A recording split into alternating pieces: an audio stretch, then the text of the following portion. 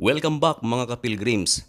Part 16 na po tayo sa ating kawang gawa sa Isla ng Ulango. Ngayon ay araw ng Linggo, October 3. Oras na naman upang mamahagi ng kaunting grasya sa ating mga kababayan. Dito sa Ulango Island ay may matatagpuan na bird sanctuary na kung saan makikita ang iba't ibang uri ng ibon mula sa ibang bansa. Lalo na't nalalapit na ang winter sa ibang panig ng mundo gaya ng South Korea, Japan, China at iba pa. Kaya naman nagliliparan ang mga ibon at ang kanilang destinasyon ay ang Ulango Island. Ang Ulango Island ay sakop ng Lapu-Lapu City, province ng Cebu, Region 7. At binubuo naman ito ng 42,000 population as of 2020. At dito sa isla na ito, patungo ang Team Pilgrims. Welcome to Pilgrims Channel!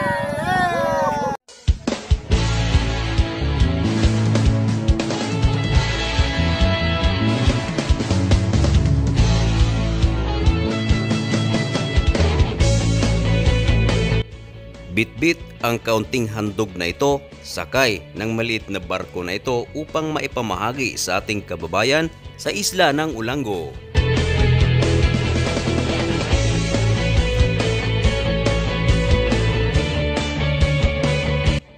Ang mga maliliit na barkong ito ay ang pangunahing transportasyon ng mga taong gustong pumunta sa Ulango Island at Ulango Island papuntang mainland. 30 pesos naman ang pamasahe bawat tao. Karon ang adlaw sa Dios, karon ang adlaw sa pagdaigog pagsimba, ipayaw ang atong kamot. Talagang napakasarap at napaka-presko ng hangin kapag ikaw ay nasa gitna ng karagatan. Ug maghugyaw, balaan, dalaygon nga Dios. Masaya at excited ang grupo na makita uli ang ating mga kababayan sa isla ng Ulango. Simba, ipayaw ang atong kamot. Mulukso, masayaw, masinggit, ug maghugyaw, balaan, gamhanan. Salamat sa Panginoon at ligtas ang barko na nakadaong sa pier ng Ulango Island.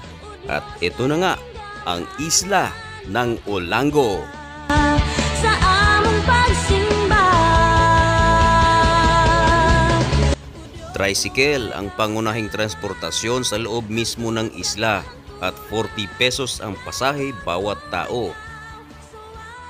Masaya tayong sinalubong ng ating mga kababayan sa isla ng Ulango. Sila ay naghanda na ng mga upuan. ang adlaw sa At gaya ng ating nakasanayan, bago tayo mamahagi, ay nagkaroon muna tayo ng maikling programa. Nag-awitan muna at nagsayawan papuri sa Panginoon. ayaw, masinggit, ug maghugyaw, balaan, gamhanan ang Dios.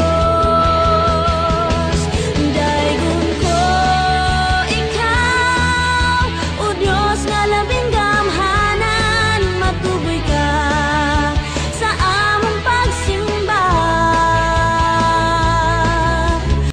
Subalit, sa hindi inaasahang pagkakataon, bumuhos ang malakas na ulan. Subalit, ang nakaka-amaze ay hindi tayo iniwan ng ating mga kababayan dito. Kaya naman, pinilit din nating ibahagi ang salita ng Diyos kahit sa ganitong sitwasyon. At baka sa kanilang mga mukha ang sinseridad sa pakikinig ng salita ng Diyos.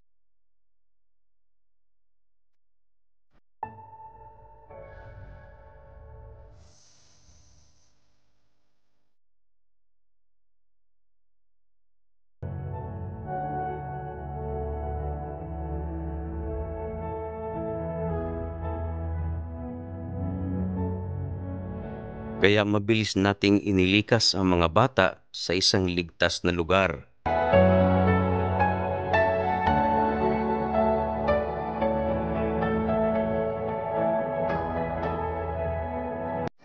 Ating itinuro sa mga bata ang ilan sa mga Bible story.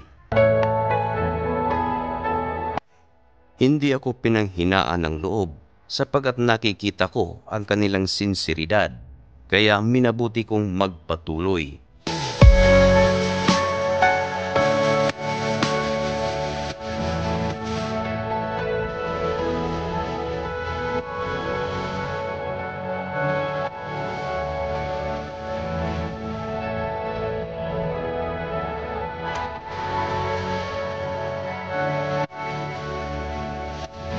At nang matapos na ang ating maikling programa, ay atin ang ipinamahagi ang ating kaunting handog.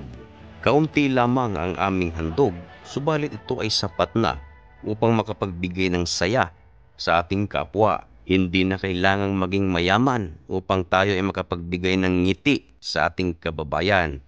Kung ano lang ang meron tayo, subalit taos puso naman natin itong ibinabahagi, ito ay sapat na upang makapagpasaya sa ating kapwa-tao. Siguro ay dito na muna magtatapos ang ating video at magkita-kita po tayo uli sa part 17 ng ating Kawang Gawa. At kung nais nyo pong maging bahagi ng Kawang Gawang ito, ay maaari nyo po kong kontakin sa pamamagitan ng pagko-comment dyan sa ating comment section. Ano ang iyong nararamdaman habang nakikita o napapanood mo ang video ito? Mag-comment po kayo. At huwag kalimutan, we are just pilgrims in this world. Thank you so much for watching. May God bless you. Bye-bye.